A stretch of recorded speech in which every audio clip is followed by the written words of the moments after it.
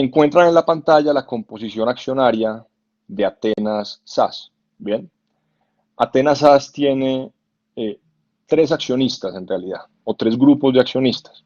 Tenemos a una sociedad que se llama Diámetro SAS, que es titular del 40% de las acciones de Atenas. Tenemos a una sociedad que se llama Platón, perdón, una sociedad, una persona natural que se llama Platón, que tiene el 20% de las acciones en circulación. Y tenemos a otros accionistas dispersos que tienen el 40% de las acciones. Diámetro está compuesta en su accionariado de la siguiente manera. Atenas tiene el 45%, Platón tiene el 10% y accionistas dispersos cuya identidad no nos interesa porque no tienen ningún vínculo con nadie tienen el 45%.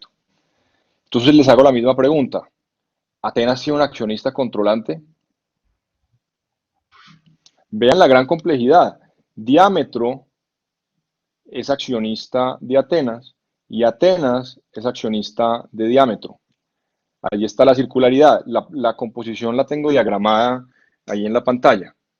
Esa composición en la tabla la traduje en una red, en una telaraña societaria. Y allí está.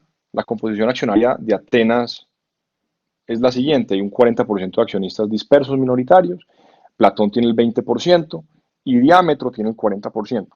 Composición accionaria de Diámetro. Platón tiene el 10%, Atenas tiene el 45% y minoritarios dispersos tienen el 45%. ¿Será que esta sociedad Atenas SAS tiene accionista controlante? Pregunta, ¿qué opinan? ¿Cómo hacemos para desentrañar esta estructura societaria, para desmenuzarla y entenderla? Les voy a hacer la pregunta de otra manera para que podamos llegar a una respuesta. ¿De cuántos son los derechos políticos y económicos de Platón en Atenas? ¿A cuánto ascienden los derechos políticos de Platón, que tiene directamente el 20% de las acciones en Atenas, y los derechos económicos de Platón en Atenas?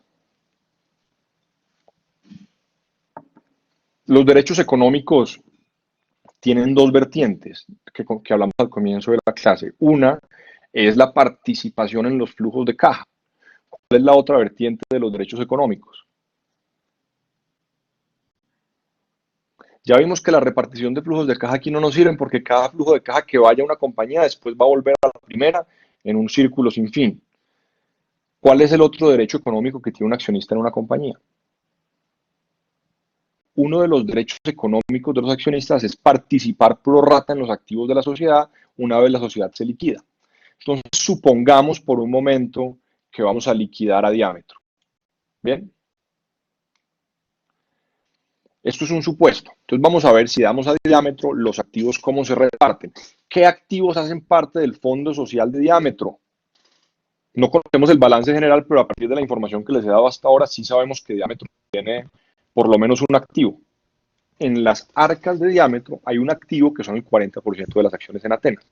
Entonces, en el contexto de la liquidación, todos los accionistas tienen derecho a participar proporcionalmente, derecho económico, en los activos de la sociedad. Es decir, que ese 40% de acciones de Atenas que está en los bolsillos de Diámetro se va a repartir pro rata entre los accionistas de Diámetro. Entonces, lo que nos toca hacer, el primer paso para resolver este problema es liquidar, hacer una liquidación simulada de Diámetro y adjudicar las acciones de Atenas a los accionistas de Diámetro.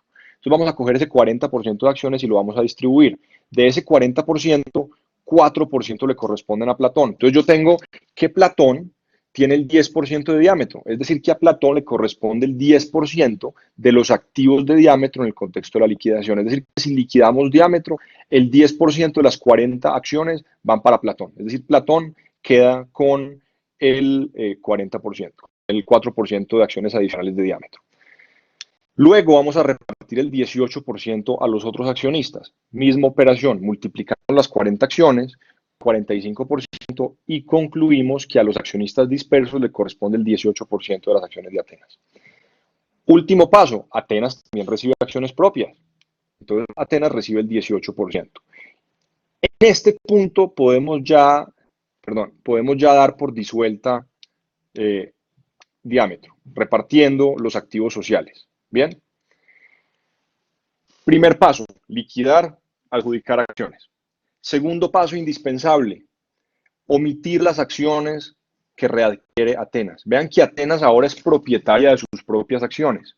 Bien, recuerden que el artículo 396 del Código de Comercio, y esta es una norma que yo creo que podemos encontrar en todos los regímenes societarios del planeta, las acciones propias que la sociedad adquiere no confieren derechos políticos ni económicos. Entonces, para efectos prácticos, en una liquidación de diámetro, las acciones que van a Atenas se pierden. Esas acciones no van a dar, este 18% que fue a Atenas, no va a conferir derechos políticos ni económicos. Hasta aquí me siguen, artículo 396 del Código de Comercio, las acciones propias readquiridas por una sociedad no se computan para efectos de quórum, mayorías ni derechos económicos. Sus derechos quedan en suspenso. Entonces, eliminamos ese 18%, ¿bien? Y en este punto, ahora sí podemos dar por disuelta y liquidada diámetro y la composición queda de la siguiente manera. Pregunta, ¿estas cifras dan el 100%, sí o no?